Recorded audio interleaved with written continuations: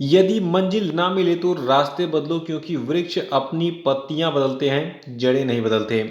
नमस्कार दोस्तों, आज है 20 नवंबर का दिन और आज के वीडियो में टोटल 12 मोस्ट इंपॉर्टेंट प्रश्नों पे हम चर्चा करेंगे जो कि अपनी सभी परीक्षाओं के लिए मोस्ट इंपॉर्टेंट है। और देखिए, इस वीडियो की पीडीएफ को जो है आप हमारे वीडियो के डिस्क्रिप्शन बॉक्स से और टेलीग्राम चैनल से डाउनलोड कर सकते हैं। और जो लोग हैं वो चैनल को सब्सक्राइब करके बेल आइकन जरूर प्रेस कर देंगे ताकि आने वाले सभी वीडियो का नोटिफिकेशन आपको ऑटोमेटिक मिलता रहे।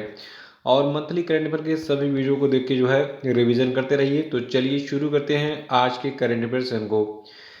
देखिए, आज का पहला प्रश्न है कि 2024 में अंडर 19 क्रिकेट वर्ल्ड कप की मेजबानी कौन करेगा। तो देखिए, 2024 में जो अंडर 19 क्रिकेट वर्ल्ड कप होगा उसकी मेजबानी श्रीलंका करेगा। और देखिए, अभी हाल ही में आईसीसी यानी कि अंतर्राष्ट्रीय क्रिकेट परिषद के द्वारा श्रीलंका को 2024 अंडर 19 वर्ल्ड कप की मेजबानी सौंपी गई है।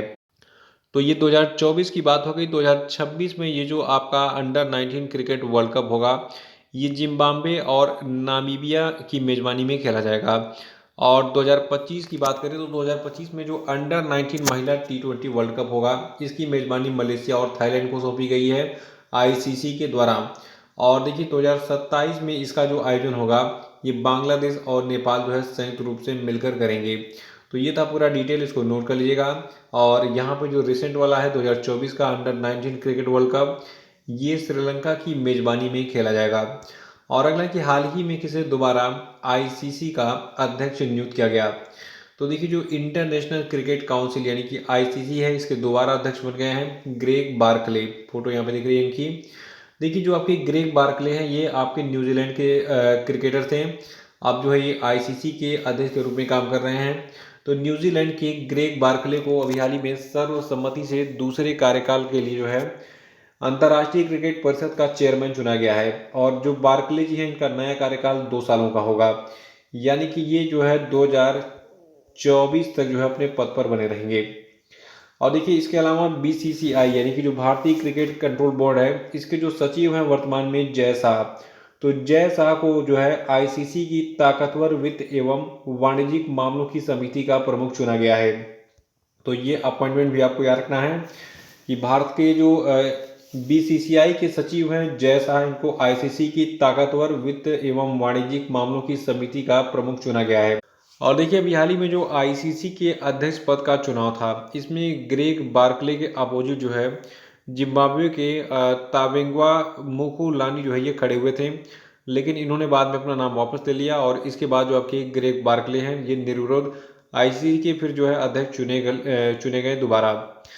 और आईसीसी यानी कि इंटरनेशनल क्रिकेट काउंसिल की बात करें तो देखिए, इसका हेडक्वार्टर आपका है यूएई दुबई में और इसकी स्थापना 15 जून 1909 को की गई थी। अगला कि हाल ही में किस या फिर किन भारतीय क्रिकेटरों को आईसीसी की सबसे मूल्यवान टीम में शामिल किया गया है। तो देखिए, आईसीसी की सबसे मूल्यवान टीम में शामिल किया गया है विराट कोहली और सूर्य कुमार यादव को। देखिए, जो आईसीसी की सबसे मूल्यवान टीम चुनी गई है इस टीम में जो है 6 अलग अलग देशों के खिलाड़ियों को जगह मिली है जिन्हें ICC men's T20 world cup 2022 में जो है शामिल किया गया था।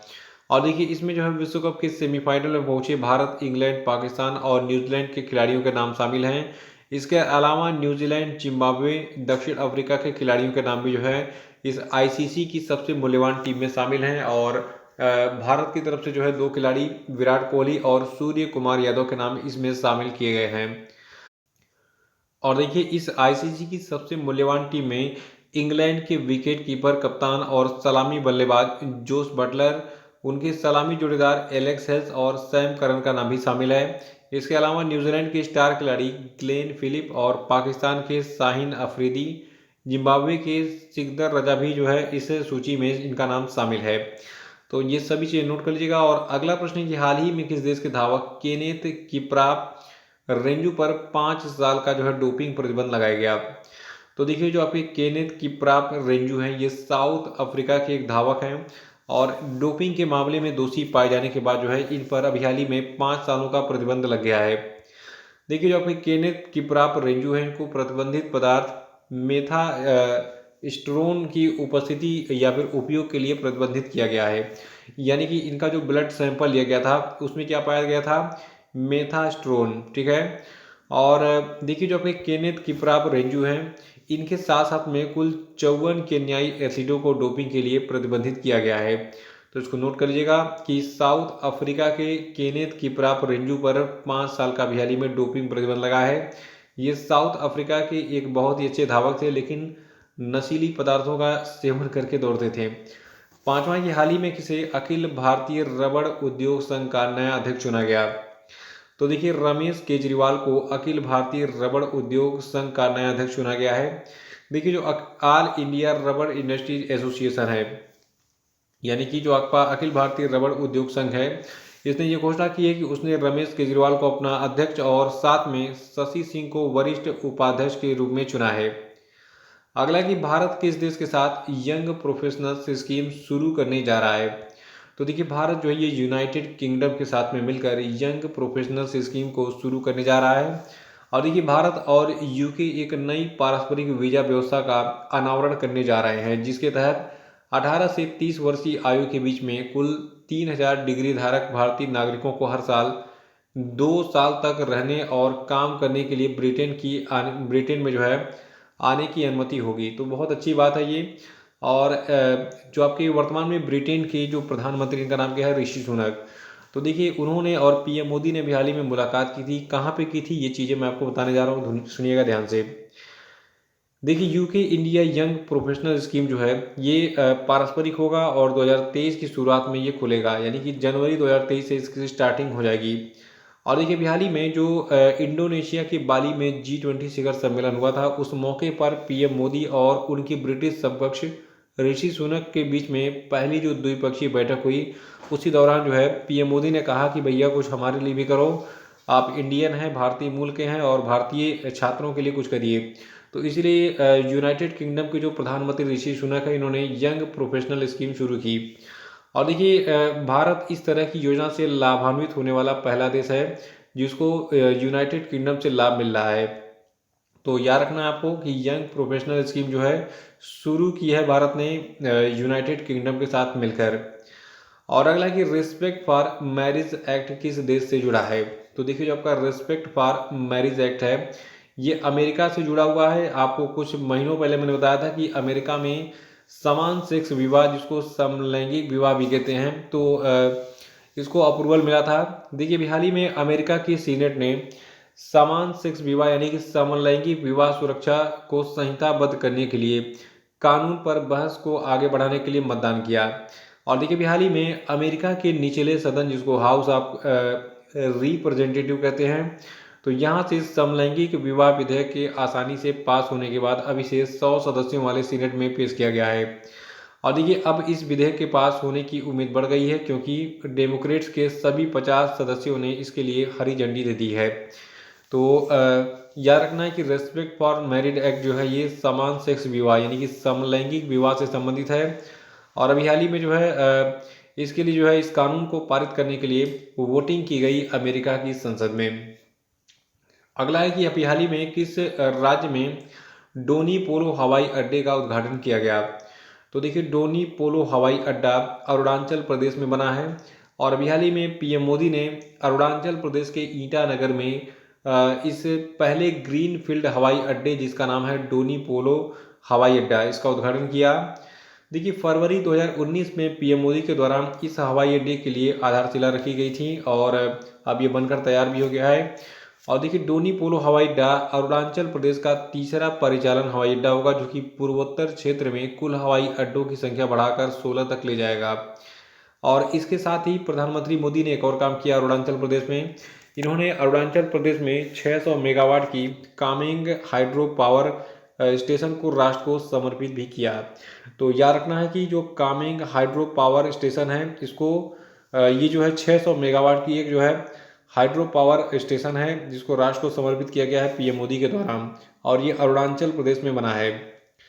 अगला कि हाल ही में किस राज्य सरकार ने प्रदेश में रामायण महाभारत और बौद्ध सर्किट बनाने की घोषणा की है।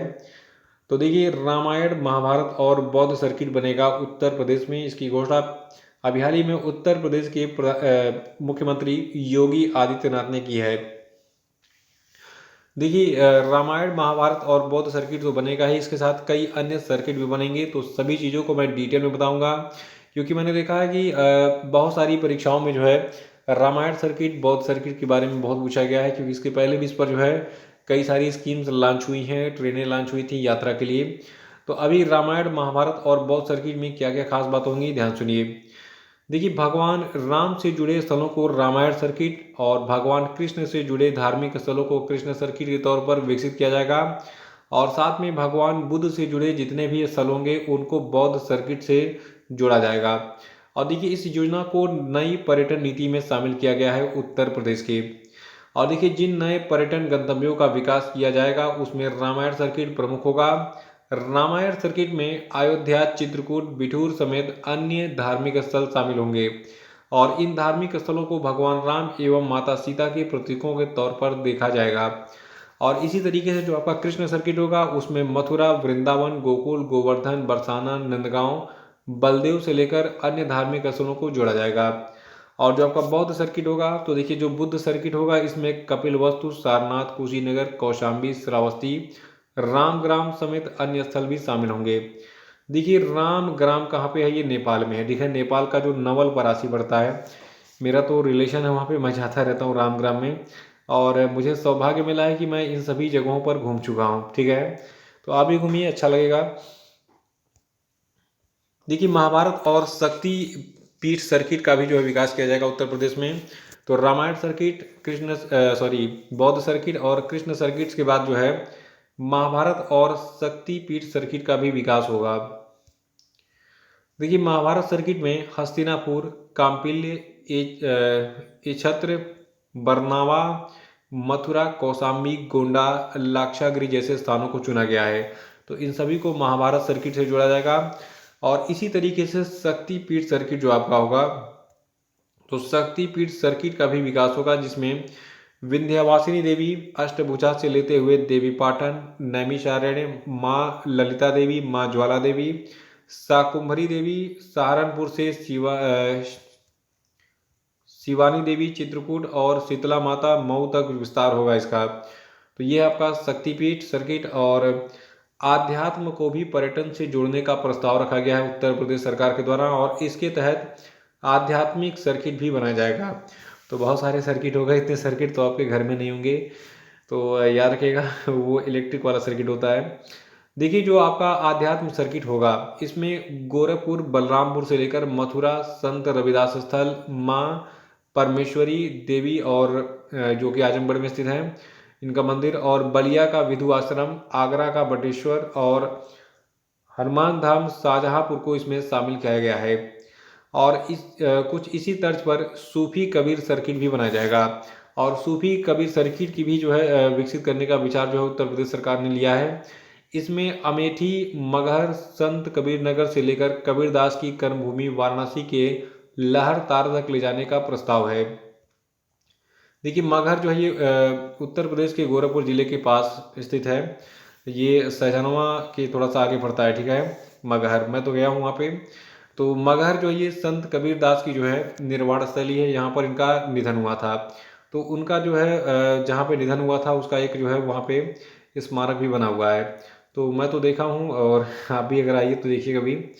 देखिए, जैन सर्किट की बात करें तो जैन सर्किट में देवगढ़, हस्तिनापुर से लेकर पार्श्वनाथ, दिगंबर जैन मंदिर, रामनगर तक ले जाने का प्रस्ताव है। और देखिए, एक खास बात और, स्वतंत्रता संग्राम सर्किट भी बनेगा और बुंदेलखंड सर्किट भी बनेगा इसके अलावा। तो देखिए, हाल ही में पारित हुआ जो प्रस्ताव है उत्तर प्रदेश सरकार का, इसमें स्वतंत्रता संग्राम सर्किट की भी परिकल्पना की गई है। और इसमें मेरठ, शाहजहांपुर, काकोरी, चौरी चौरा जैसे स्थल शामिल हैं जिनका देश के स्वतंत्रता संग्राम अभियान में अहम स्थान है। और जो बुंदेलखंड सर्किट होगा, तो देखिए बुंदेलखंड सर्किट को भी विकसित किया जाना है। और इस सर्किट में चरखारी, चित्रकूट, कलिंजर, झांसी, देवगढ़, ललितपुर, बांदा, महोबा, हमीरपुर, जालौन जैसे जिले शामिल होंगे। तो ये सारे जो है सर्किट थे, इनको नोट कर लीजिएगा। और 10वां प्रश्न की राष्ट्रीय नवजात सप्ताह 2022 कब से कब तक मनाया गया। तो देखिए, 15 से लगाए 21 नवंबर तक हमने राष्ट्रीय नवजात सप्ताह 2022 मनाया है। और इसकी थीम रखी गई है सुरक्षा, गुणवत्ता और पोषण देखभाल, हर नवजात का जन्म अधिकार। अगला कि यूरोपियन वर्क काउंसिल की स्थापना करने वाली पहली भारतीय कंपनी कौन बन गई। तो देखिए यूरोपियन वर्क काउंसिल की स्थापना करने वाली पहली भारतीय कंपनी विप्रो बन गई है।